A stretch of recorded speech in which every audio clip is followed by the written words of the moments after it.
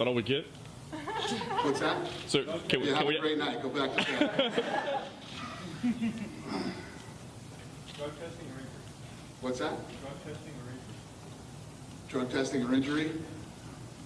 Yes. Yes. Go ahead. You ready? Oh. And we have mics tonight too, so just raise your hand if you have questions. Good evening. The UFC organization was notified tonight that the U.S. Anti-Doping Agency has informed Jon Jones of a potential anti-doping policy violation stemming from an out-of-competition sample collection on June 16, 2016. USADA, the independent administrator of the UFC anti-doping policy, will handle results management and appropriate adjudication of this case. It is important to note that under the UFC anti-doping policy, there's a full, fair, legal review process that is afforded to all athletes before any sanctions are imposed. However, because Jones was scheduled to compete against Daniel Cormier this coming Saturday, July 9th in Las Vegas, there's insufficient time for a full review before the scheduled bout, and therefore the fight has been removed from the fight card. As a result, the 3-round heavyweight bout between Brock Lesnar and Mark Hunt will become UFC 200 main event. Consistent with all previous potential anti-doping violations, additional information or UFC statements will be provided at the appropriate time as the process moves forward. Thank you, guys.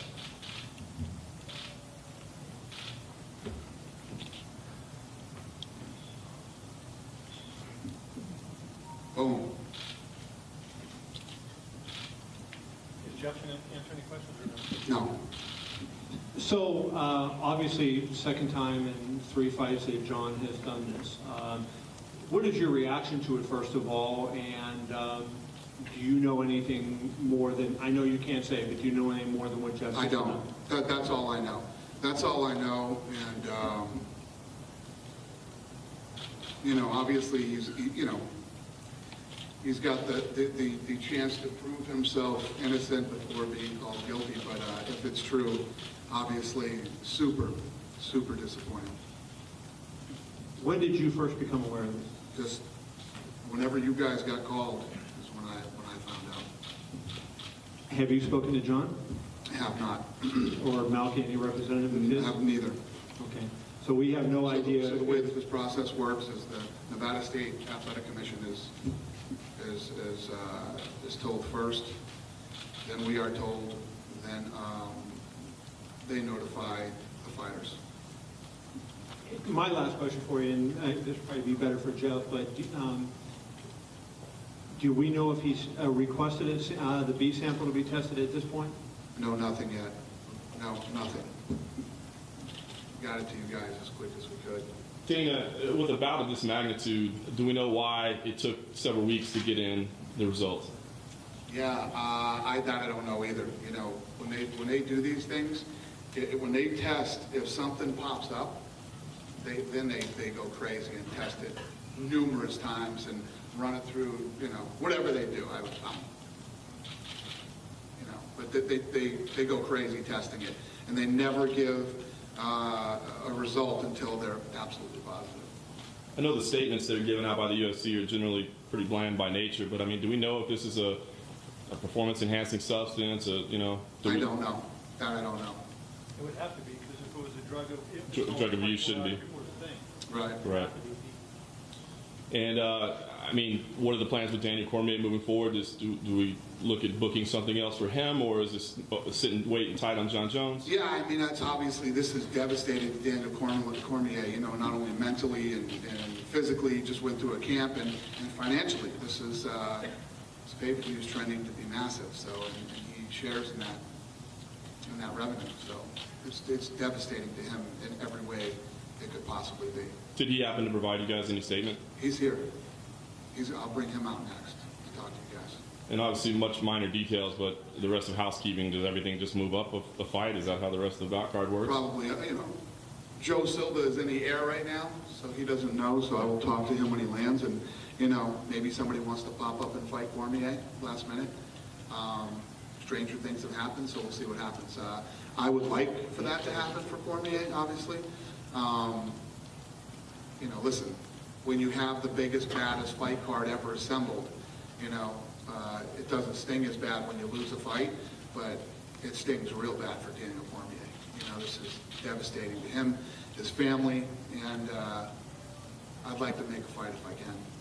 And just lastly, Dana, how about your thoughts here? I mean, this is seemingly worst case scenario when this whole program was launched. I know you have said that, you know, you're proud of the program, but when something like this happens, does it give you pause to think, have we gone too far? This is the way it should be. You know, we have the best program in all of sports, and this is the way it should be. Obviously, you know, like Kevin, I was at dinner too when I got the call, and I literally, like, Jesus Christ, I must have jinxed myself, because I kept going, everything is going so smooth, everything is going so smooth, and nobody had been hurt. You know, everybody was healthy. So, yeah, this was a pretty brutal phone call. How long does it typically take for it to come back and for sure say, yes, this was what he tested? Yeah, apparently he was tested in June. In June, at some point in June, he was tested. So, yeah, like I said earlier, when something tests positive, when it comes up, they just run it through a bunch of different tests to make sure. They never give a result unless they've really tested it. And in your experience so far with that, how long has it taken until it finally comes back? I mean, when might we get an answer? Well, now, you know, I think Jon, again, don't quote me on this, I'm not the guy for this, but he has the ability to test the B sample. And he can have a representative there, he can be there himself, however he wants to handle that. And you said, I think you told Kevin, you don't know if the B sample has been tested yet? It has not, Has not. right? Because Jon was just notified.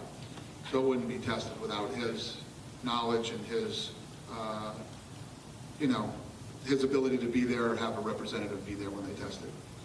You haven't talked to Jon yet. What would you say to him? I haven't talked to him. What would you say to him if you could talk to him? I don't know. We'll see what he says to me.